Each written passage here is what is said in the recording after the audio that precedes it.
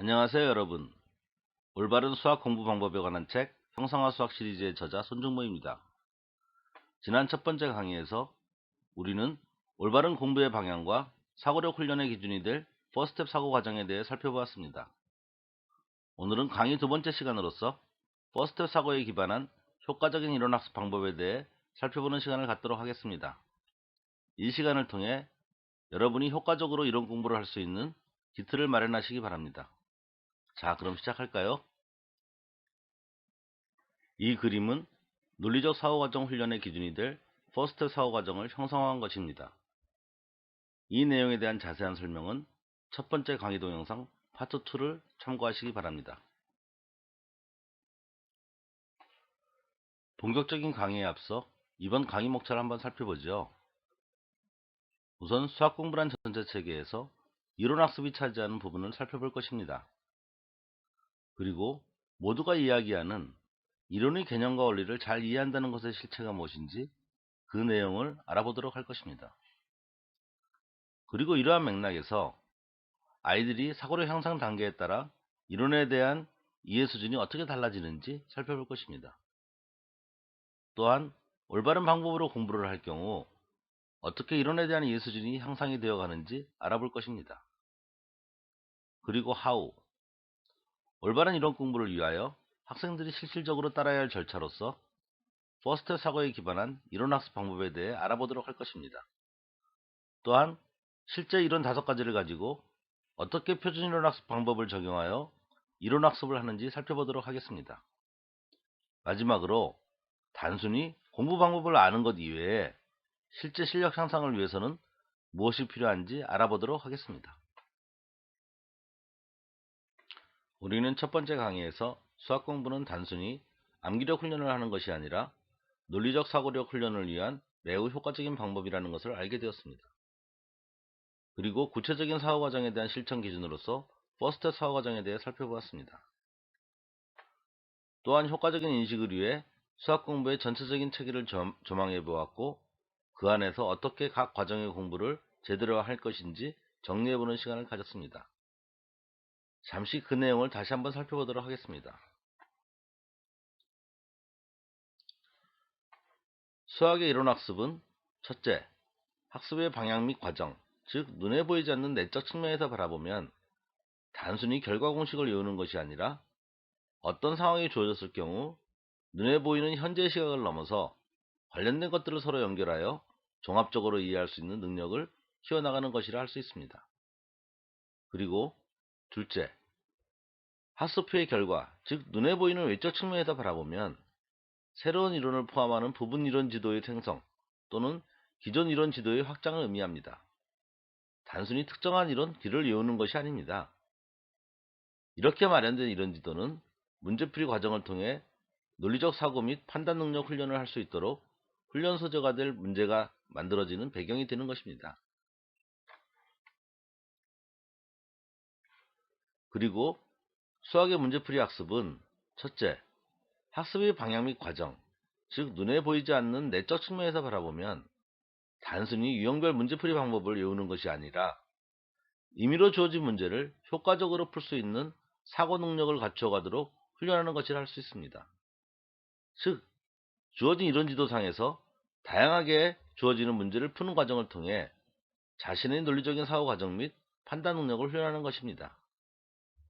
좀 더 들여다보면 자신에게 현재 인지된 표준 문제 해결 과정을 문제풀이에 적용하며 그것을 최적화시킵니다. 그리고 문제를 푸는 데 있어 자신의 잘못된 사고 과정을 찾아내고 그것을 보완하는 과정을 통해 자신의 표준 문제 해결 과정을 발전시켜 나갑니다. 가 될 것입니다. 그리고 둘째, 학습의 결과, 즉 눈에 보이는 외적 측면에서 바라보면 미리 유형별 문제풀이 방법을 외우지 않고도 임의로 주어진 문제들을 풀 수 있다는 것입니다. 또한 문제를 푸는 과정에 있어 자연스럽게 이해가 부족한 이론들을 찾아내어 해당 이론 지도를 보완해 나갈 수 있다는 것입니다. 이때 포스터 과정에 기반한 표준 학습 절차들은 각 학습 과정의 올바른 훈련과 점검을 위한 좋은 기준 및 체계가 되어줄 것입니다.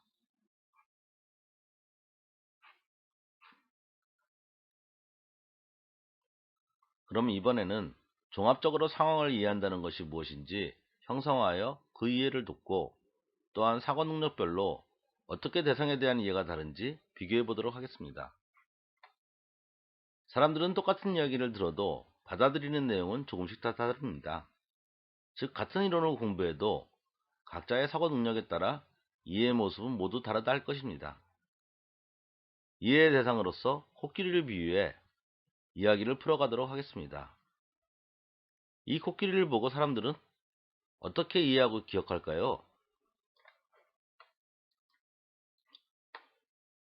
레벨 0에 있는 사람은 깊이 있는 사고를 하지 못합니다.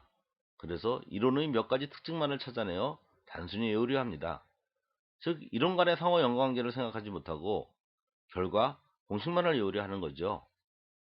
결국 비유적으로 보면 맨 위의 그림처럼 코끼리 코만 크게 강조된 특징적인 모습으로, 그리고 이론들은 상호 연결고리가 없는 일자의 모습으로 기억할 것입니다.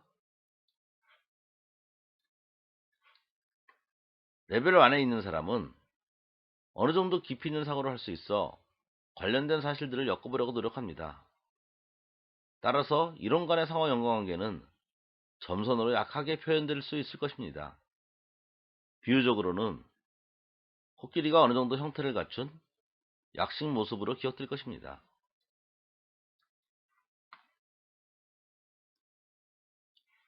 레벨 2에 있는 사람은 바람직한 수준의 깊이 있는 사고를 할 수 있어 새로운 이론이 만들어지는 데 있어 관련된 배경 이론과의 연관관계를 80% 정도까지 파악해낼 수 있습니다. 비유적으로는 코끼리가 꽤 완탄 형태를 갖춘 모습으로 기억될 것입니다. 마지막으로 레벨 3에 있는 사람은 매우 깊은 수준의 깊이 있는 사고를 할 수 있어 이론 설명을 들었을 때 거의 완벽하게 설명의 내용을 파악할 수 있습니다. 이는 관련 이론들이 실선으로 연결된 이론 지도를 갖추었다는 것을 뜻하며, 이론의 적용에 있어 전체적으로 뿐만 아니고 부분적으로도 가능할 정도로 루슬리 커플드 방식으로 연관관계를 파악해냄을 의미합니다. 비유적으로는 거의 실사에 가까운 코끼리의 모습을 기억하는 것입니다. 그리고 이론 설명을 들었을 때는 사회에서는 업무에 관한 어떤 설명을 들었을 때로 바꿀 수 있을 것입니다. 그러면 사고 능력이 높아질수록 그만큼 유능한 사람이 될 수 있다는 것을 알 수 있겠죠. 그럼 다음은 수학 이론의 구성 원리를 알아보고 사고 능력별로 왜 그러한 이해 수준의 차이가 발생하는지, 그리고 어떻게 향상시켜 나갈 것인지 알아보도록 하겠습니다. 하나의 이론은 가정과 결론으로 구성된 복합 명제라고 할 수 있습니다. 그리고 우리가 배우는 이론은 대부분 참인 명제입니다. 각 이론의 구성은 P면 Q이다로 표시되어지며, 이때 P는 가정을 타는 조건 명제이고 Q는 결론으로서의 조건 명제입니다. 그리고 이러한 관계를 집합의 시각에서 표현하면 각 조건 명제의 진리집합 간의 관계, 진리집합 P가 진리집합 Q에 포함된다로 나타낼 수 있습니다. 하나의 이론의 내용은 사용되어지는 용어와 조건, 그리고 그들 간의 관계로서 규명되어집니다. 그 관계가 화면상의 그림으로 표현되어 있습니다. 이때 이론의 전개는 화면상의 검정색으로 표시된 사용된 용어 및 조건의 전제하에서 기존에 참으로 밝혀진 관계들로부터 새로운 관계 또한 참임을 보이는 것이라 할 수 있는데, 이는 화면상의 파란색으로 표현된 부분입니다. 그 내용들을 좀 더 살펴보면 사용된 용어들은 이론을 구성하는 소재 및 규약에 대한 것으로 어떤 이론이 사용되었는지, 그리고 그 대상 영역을 결정하는 실마리가 됩니다. 따라서 용어의 정의들로부터 새로운 이론의 소재 및 규약을 파악하거나 관련된 배경 이론의 영역 및 범위를 유추할 수 있어야 합니다. 그리고 조건들은 정의된 영역 하에서 새로운 이론이 관계될 범위를 결정합니다. 이러한 내용을 바탕으로 이론의 전개는 직접적으로 표현되어 있지 않았지만 배경 이론들에 포함되어 있는 기존에 참으로 밝혀진 관계들로부터 신규 이론의 새로운 관계가 참임을 증명해 나가는 과정이라 할 것입니다. 즉, 이 과정을 통해 이론 간의 연결고리를 찾고 해당 이론에서 재사용되어지는 부분을 인지하는 것입니다. 이때 이론 지도는 자연스럽게 확장되어 나갈 것입니다. 참고로 우측 그림과 같이 간단한 이론 지도라 할지라도 표시된 점들을 기점으로 만들어낼 수 있는 문제의 수는 100가지를 넘게 됩니다. 즉, 이론 지도를 제대로 갖췄다는 것은 그러한 100가지 문제 유형을 일일이 외울 필요가 없다는 것을 의미한다 하겠습니다. 이것이 바로 이론의 개념과 원리에 대한 보다 정확한 이해를 위해서 우리 학생들이 수행해야만 하는 내용들, 바로 이론 공부의 대상인 것입니다. 그리고 이러한 과정을 통해 우리 학생들은 그들 앞에 주어진 사실에 대한 논리적이고 종합적인 이해 능력을 훈련하게 될 것입니다. 이번에는 이론을 계속 공부해 나감에 따라 생기는 이론 지도의 확장에 대해서 비유를 통해 형상화해 보기로 하겠습니다. 다음과 같은 대응 관계를 생각해 봅시다. 길은 이론으로, 동네는 관련 이론들이 모인 소단원으로, 마을은 여러 개의 소단원이 모인 중단원으로, 나라는 여러 개의 중단원이 모여 생긴 대단원 이론으로. 이렇게 보면 이론 지도가 확장되어 가는 과정은 마치 여러 길들이 연결되어 동네 지도에서 마을 지도로, 그리고 마을 지도에서 나라 지도로 확장되어 가는 과정에 비유될 수 있습니다. 이 비유에 한 가지 더 추가해 보죠. 현실에서 주로 재사용이 되는 부분은 하나의 길 전체라기보다는 전체 길을 구성하는, 즉 갈림길과 갈림길을 잇는 단위길이라는 것입니다. 그리고 이러한 단위길은 전체 이론을 구성하는 부분적인 이론의 과정에 해당되고요. 따라서 하나의 이론을 공부할 때 전체 과정만을 신경 쓰기보다는 배경 이론들로부터 연결되어 나오는 부분 과정들을 독립적으로 생각할 수 있도록 루슬리 커플드 방식으로 공부해야 합니다. 참고로 루슬리 커플드는 부분적으로의 분해와 조립이 손쉬운 느슨한 연결을 의미하는 용어로서, 반대 용어로는 부분적으로의 분해가 어려운 결합을 뜻하는 타이트리 커플드가 있습니다. 정리하여 새로운 이론에 대한 이해를 잘했다는 것을 생각해 봅시다. 그것은 새로운 길 하나를 잘 기억한다는 것을 넘어서 새로운 길과 연관된 길들이 상호 연결된 부분 지도를 갖추었다는 것을 의미한다 할 것입니다. 지금까지 수학 이론의 구성 원리 및 그에 기반하여 이론의 개념과 원리를 이해한다는 것의 구체적인 의미를 알아보았으니, 이제 사고 능력 단계별 이해의 과정에 대해 좀 더 구체적으로 살펴보도록 할 것입니다. 그럼 첫 번째로 시작 단계인 레벨 0에 대해 살펴보도록 하겠습니다. 이 단계의 이해를 대변하는 말은 이해의 과정 없이 이론의 특징적인 형태와 결과 공식의 암기입니다. 설명하면, 이 단계에 있는 학생들의 성향은 이론이 어떻게 도출되었는지는 상관없이 단지 빠른 습득을 위해 신규 이론의 특징적인 모습과 결론만이 관심의 대상입니다. 그래서 새로운 이론이 나타나면 이론의 특징들을 쉽게 얻기 위하여 누군가를 통해 배우려고만 합니다. 대개 혼자서 뭔가 새로운 시도를 한다는 것은 엄두를 내지 못합니다. 그래서 그들의 태도는 배우지도 않았는데 어떻게 알아? 입니다. 또한 배운 이론을 적용하기 위해선 인식된 특징과 딱 맞아야 하므로 이론의 확장 적용에 무척 제한적일 수밖에 없습니다. 비유적으로 이 단계에 있는 사람에게 코끼리는 아이들의 그림 속에나 나타나는 길다른 코와 상아를 가진 덩치 큰 동물 수준일 것입니다. 그래서 누군가 다른 특징이나 다른 시각의 모습을 설명하면 그것을 코끼리로 인식하지 못합니다. 이러한 접근은 골치 아픈 사고의 과정을 필요로 하지 않기 때문에 이론에 대한 단습득으로는 가장 빠르고 쉬운 방법입니다. 그렇지만 반대급부로 이론 공부를 통한 깊이 있는 사고과정 훈련은 되지 못합니다.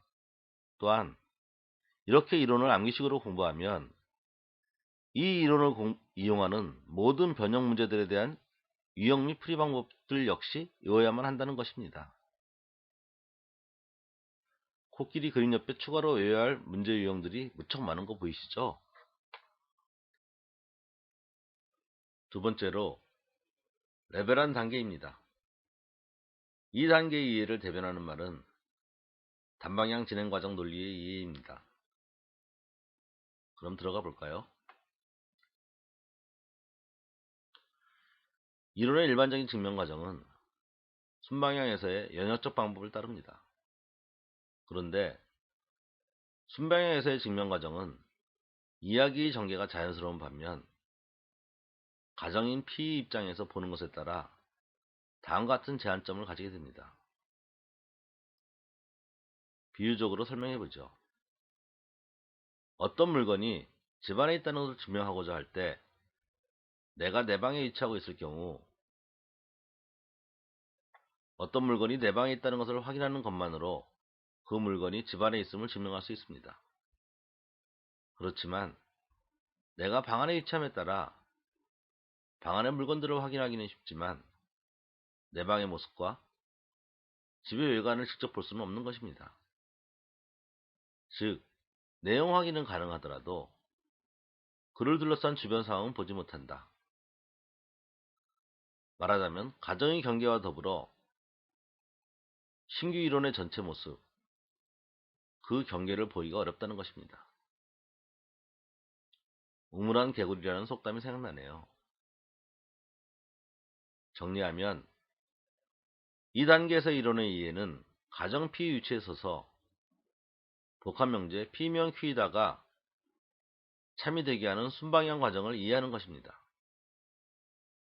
이를 진리집합 간의 관계로 형성하면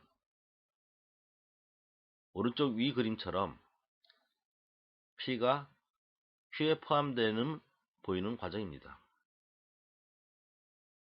이 단계에 있는 사람에게 누군가 앞모습과의 연관성 없이 바로 코끼리의 뒷모습을 묘사한다면 그것이 코끼리임을 좀처 예상하지 못할 것입니다. 참고로 이론의 내용에 대한 직접적인 형상화가 어려울 경우 우선 몇 가지 사례를 가지고 구체화한 후 그것을 일반화시키는 것이 좋은 방법입니다. 이론에 대한 레벨한 수준의 이해 상태를 요약하면 가정에서 결론을 도출하는 연역적인 증명 과정을 상대방이 알기 쉽게 설명할 수 있어야 합니다. 그리고 실전 문제에서는 주어진 내용을 쉽게 식으로 표현할 수 있어야 합니다. 참, 코끼리 그림 옆에 암기해야 할 변형 문제 유형들의 양이 레벨 0에 비해 4분의 1 이상으로 확 줄어든 거 보이시죠? 올바르게 공부하면 그만큼 공부 시간이 절약되는 것입니다. 사실 대부분의 학생들의 이론 공부는 이 단계에서 멈춰져 있습니다. 그럼 다음 단계는 무엇이 있을까요? 세 번째, 레벨 2 단계입니다. 학생들에게 기대하는 바람직한 이해 수준이라 할 수 있습니다. 이 단계의 이해를 대변하는 말은 양방향 진행과정 논리의 이해입니다.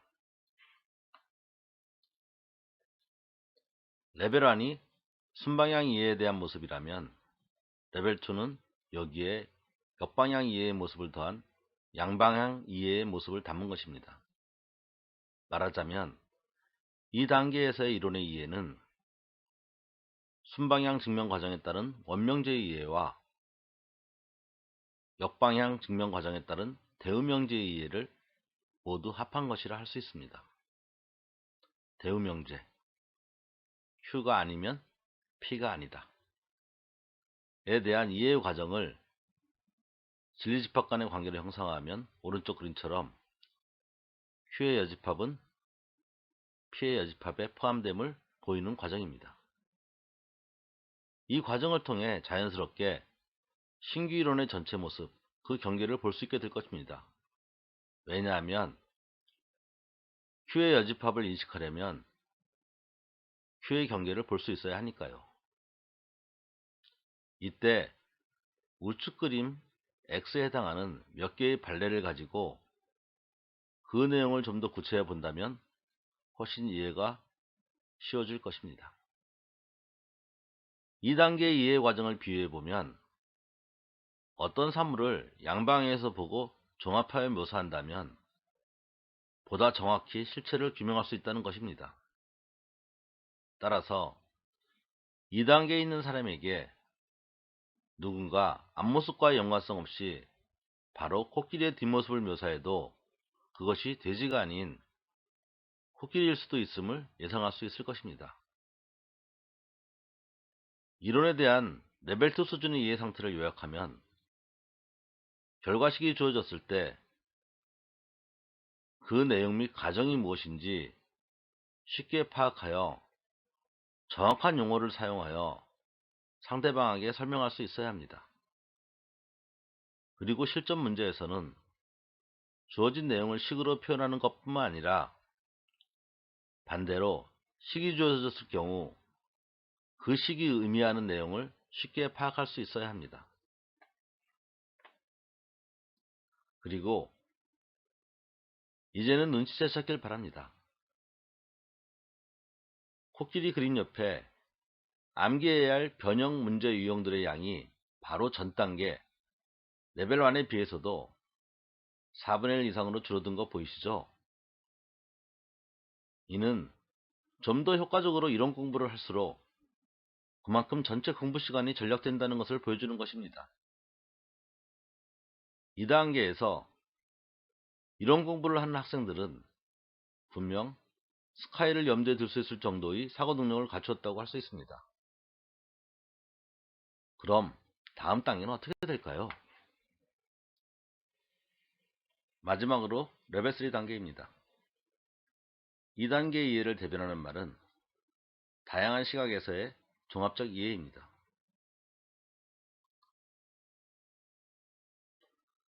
레벨 2가 양방향 이해에 대한 모습이라면 레벨 3는 양방향의 시각에 옆방향들의 모습을 더한 전체적인 이해의 모습을 담은 것이라 할 수 있습니다.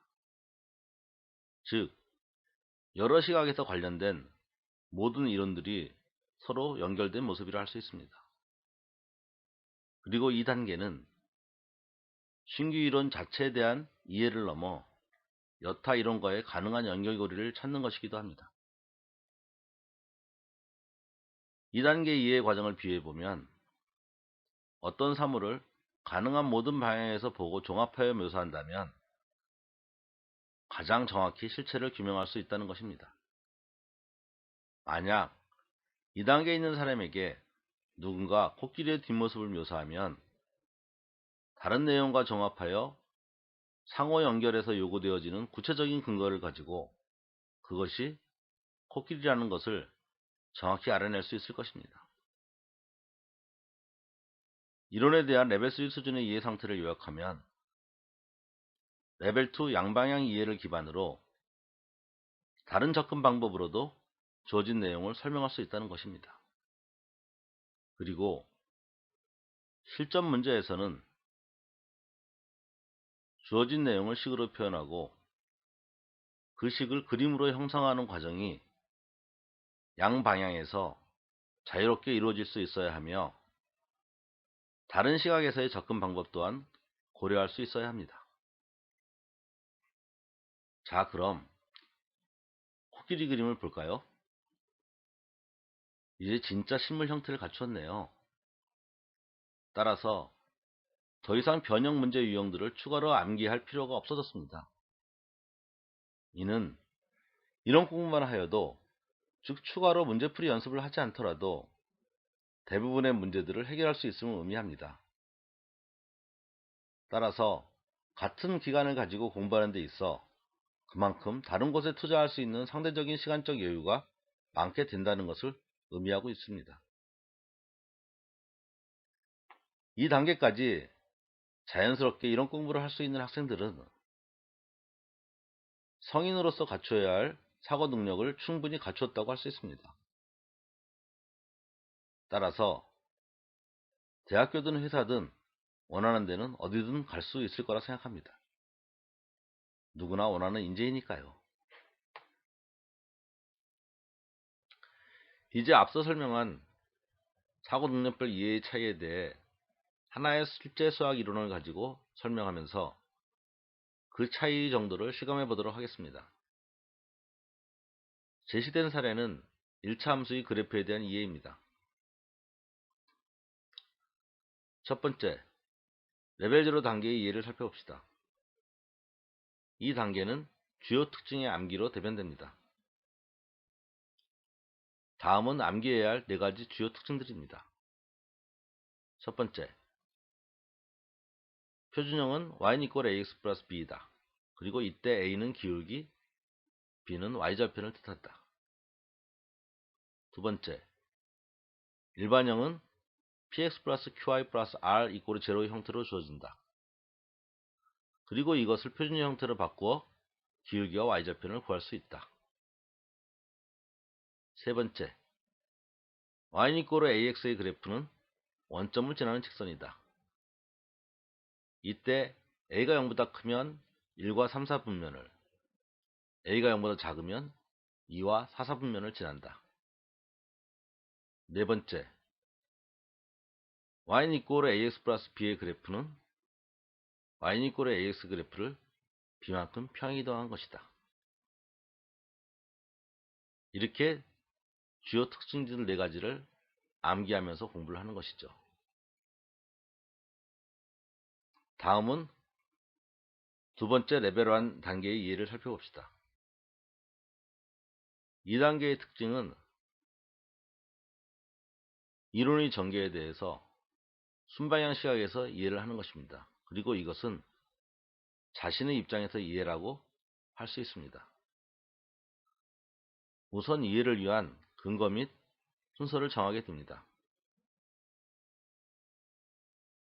먼저 그래프의 정의를 살펴봅시다. 그래프의 정의, 주어진 관계식을 만족하는 모든 점들을 좌표상에 나타낸 것이다.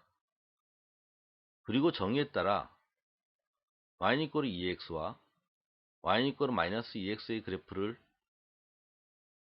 좌표상의 점들을 표시하면서 직접 그려본다면 y=ax의 그래프가 원점을 지나는 직선일 수밖에 없고 a가 0보다 클 경우 1과 3, 4분면을, a가 0보다 작을 경우 2와 4, 4분면을 지날 수밖에 없음을 자연스럽게 이해합니다. 외우지 않아도요. 마찬가지로 y=ax 플러스 b의 그래프는 그래프의 정에 따라 점들을 찍어봄으로써 y=x의 그래프를 y축으로 b만큼 평이동한 것임을 알게 됩니다. 또한 좌표상에 표현된 직선의 기울기를 수평면을 기준으로 어떻게 표현할지 고민해보고 그것이 직선을 이루는 임의의 두 점 사이의 x값의 변화량 분의 y값의 변화량으로 표현될 수 있음을 이해합니다. 그리고 그러한 맥락에서 y=ax 플러스 b의 x의 개수 a가 바로 그 기울기에 해당됨을 이해합니다.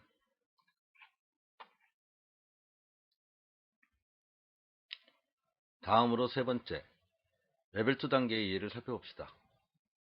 이 단계의 특징은 양방향 시각에서의 이해, 관련된 한자성어로는 역지사지가 딱 알맞은 말입니다. 즉 자신의 입장과 타인의 입장 모두를 고려한 이해라고 할 수 있습니다. 1차 함수의 대수적 이해에 기하학적인 관점을 더해 1차 함수 그래프 자체에 대한 이해를 좀 더 종합적으로 할 수 있게 됩니다. 직선의 구성 요소는 서로 다른 두 점 또는 한 점과 기울기임을 이해합니다. 그에 따라 하나의 직선을 결정하려면 최소한 두 개의 정보가 필요함을 깨닫습니다. 그리고 대수적 표현식 y는 ax 플러스 b에서 아직 정해지지 않은 대수 a와 b는 바로 그 두 개의 정보와 관련이 있음을 깨닫습니다. 만약 y는 ax 플러스 1-a란 식이 주어지면 1차 함수에서 정해지지 않은 대수가 한 개밖에 없으므로 기하학적으로 하나의 정보가 알려져 있다는 것을 깨닫고 그 정보가 바로 한 점 1과 1이 됨을 a에 관한 항등식 개념을 이용하여 풀어낼 수 있습니다. 대부분 기울기가 a이고 한 점 1과 1을 지나는 직선을 구하려고 하면 그것을 y-1 이퀄 a 가로 열고 x-1 가로 닫고를 이용하여 y는 ax 플러스 1-a가 됨을 쉽게 생각해내지만 그 반대 방향은 그렇지 못한 경우가 많습니다. 그리고 그래프의 평행이동이란 결국 점들의 이동이란 점을 이해하고 이 개념을 일반화하여 y는 fx의 그래프를 y축으로 b만큼 평행이동한 함수식은 y 대신 y-b를 넣으면 된다는 것을 알게 됩니다. 즉 y는 ax에서 y-b 이퀄 ax 즉 y 대신 y-b를 통해 y 이퀄 ax 플러스 b 결과식이 얻어짐을 알 수 있습니다. 그리하여 1차 함수뿐만 아니라 여타 함수에도 같은 개념이 적용될 수 있음을 깨닫습니다. 마지막으로 레벨 3 단계의 이해를 살펴봅시다. 이 단계의 특징은 다방향 시각의 종합 및 상호 문맥의 이해, 즉 다른 이론들과 연관하여 전체 관련 내용에 대한 형상화를 할 수 있으며 더 나아가 이론의 추상화 및 전체적인 흐름 안에서 이해가 가능할 것입니다. 내용을 살펴보면 1차 함수 ax 플러스 by 이꼬르 c에 대해서 벡터의 내적 측면에서 이해를 추가해 봅시다. 즉, 좀 더 다양한 시각에서 대상을 바라보고 그것을 해석해 보는 거죠. 예를 들어 주어진 식은 ax 플러스 by 이것은 a, b 내적 x, y 이꼴 c로 해석할 수 있습니다. 이 해석을 형상화하면 주어진 평면 벡터 a, b와 의 내적값이 c인 임의 벡터 x, y에 해당하는 평면상의 점들이 이에 해당한다 하겠습니다. 이러한 점들 x, y는 바로 직선을 이루게 되는데 이 내용을 그래프로 표현하면 오른쪽 그림처럼 평면 벡터 a, b를 법선 벡터로 하는 원점에서 일정 거리에 위치해 있는 직선이 됩니다. 이때 c 값은 내적의 정의에 따라 아래식처럼 표현될 수 있습니다. 이 식으로부터 자연스럽게 원점에서 직선까지 거리 공식과도 연결됨을 알 수 있습니다. 그리고 같은 개념이 공간으로 확장되면 원점에서 평면까지의 거리 공식 또한 쉽게 도출해낼 수 있게 됩니다. 또한 y는 fx를 평행이동이나 주기 변경 시, 즉 x나 y를 x는 x.-a 또는 y는 by.으로 치환하여 새로운 식 by. f 가로 열고 x.-a 가로 닫고를 만드는 과정이 각자의 관점 기준에서는 즉 x축과 y축 그리고 X좌축과 Y좌축 각각에서는 동일한 내용을 표현하던 것이 어느 하나의 관점으로 통일되어 상대방을 비교하였을 때 서로가 어떻게 다르게 보이게 되는지 그 차이가 발생하는 원리를 이해하게 됩니다. 그리고 그것을 통해 우리가 보는 많은 다름들이 실제로는 다른 대상에 대한 인식이라기보다는 같은 대상을 보는 기준이 달라짐에 따라 다르게 보이게 된 것일 수도 있음을 깨닫게 됩니다. 이는 좀 더 일반적인 개념으로 발전된 추상화를 의미한다 하겠습니다.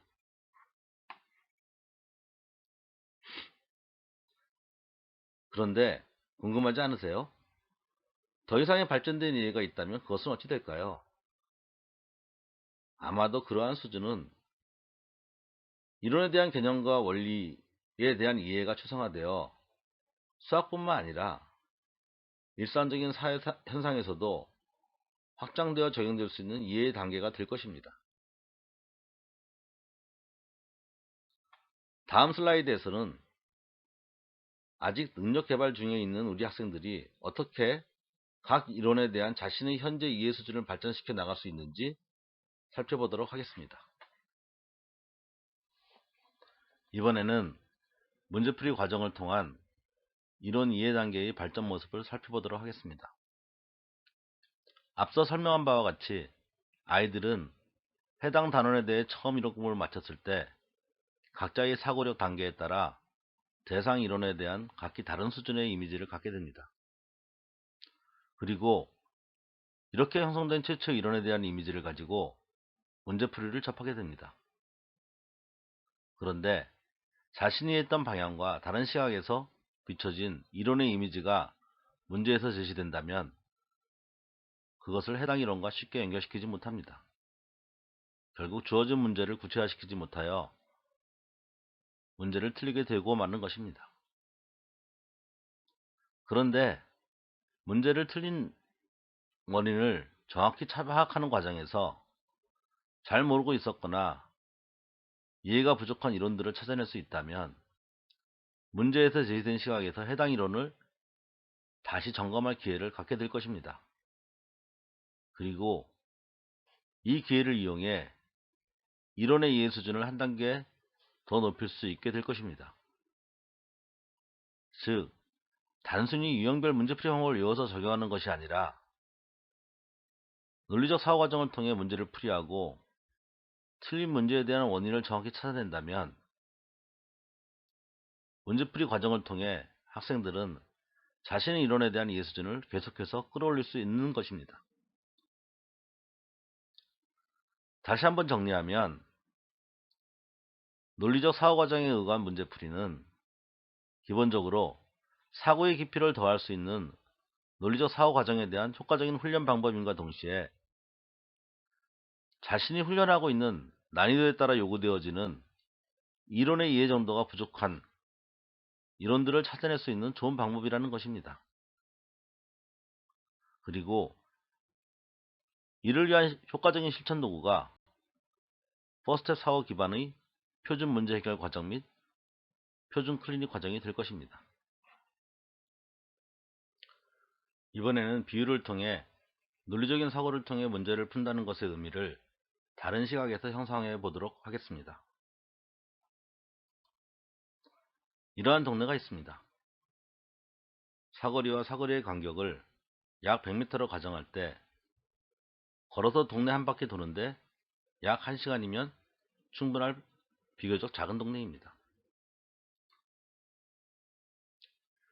이러한 지리를 가진 동네에서 지리를 익혀준 목적으로 굵은 선으로 표시된 길들을 중심으로 아빠가 아이를 데리고 동네를 돌아다니려고 합니다. 그래서 오른쪽 그림과 같이 각각의 목적지에 따라 경로를 설정하고 아이를 데리고 다닙니다. 첫 번째 경우 각각의 목적지를 향해 갈 때 아빠는 앞서가고 아이는 졸래졸래 따라갑니다. 다섯 군데를 다 돌아본 후 아빠가 아이에게 묻습니다. 지나갔던 길들을 엮어서 이 동네 지도를 그려볼 수 있겠니? 아니요, 못할 것 같아요. 졸졸 쫓아가기만 했던 아이는 만약 앞에서 지났던 사거리를 만났을 때 그 길이 지났었던 길임을 인식할까요? 아마 거의 힘들 것입니다.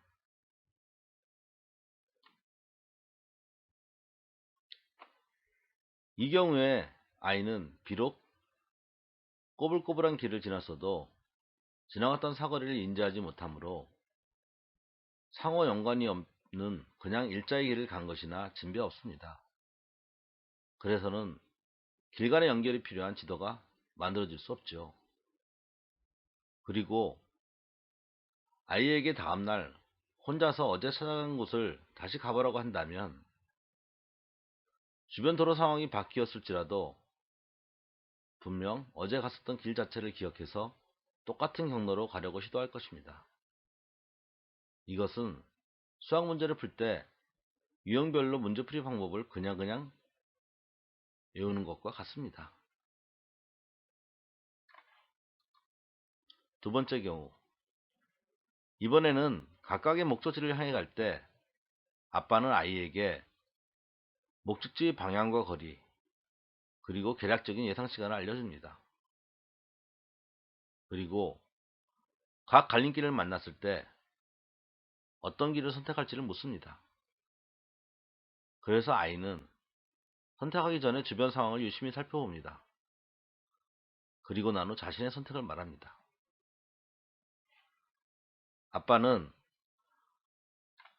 아이의 판단이 잘못되었을 경우 왜 그런지 알려줍니다. 마찬가지로 다섯 군데를 다 돌아본 후 아빠가 아이에게 묻습니다. 지나갔던 길들을 엮어서 이 동네 지도를 그려볼 수 있겠니? 예, 대충은요.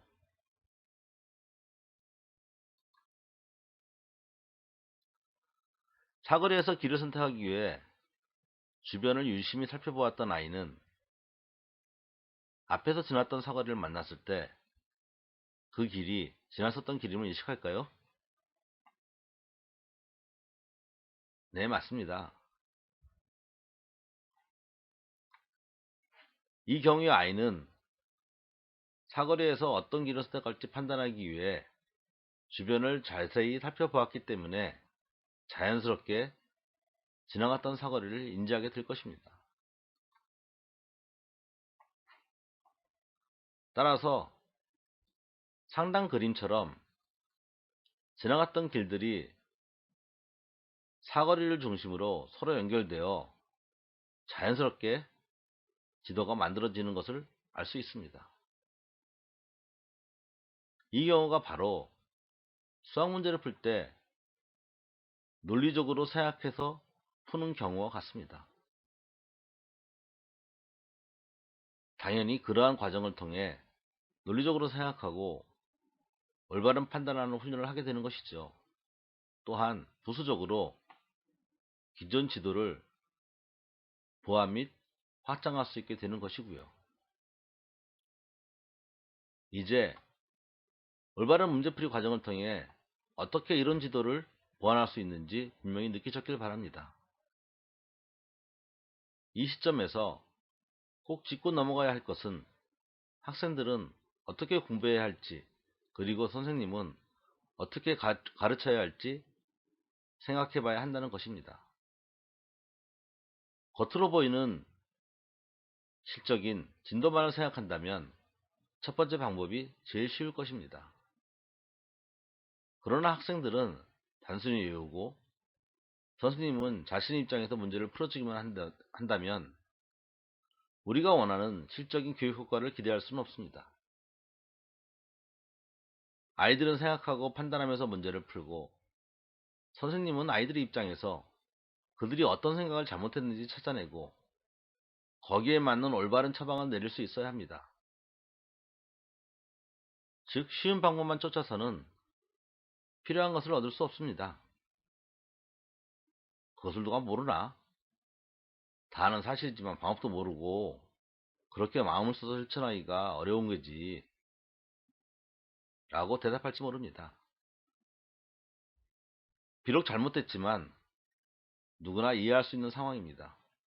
그러나 힘들지만 이제는 변화해야 할 때입니다. 포스텝 사고에 기반한 표준 이론 학습 방법과 표준 문제 해결 방법, 그리고 표준 클리닉 방법은 이러한 변화를 위한 훌륭한 실천 도구가 되어줄 것입니다.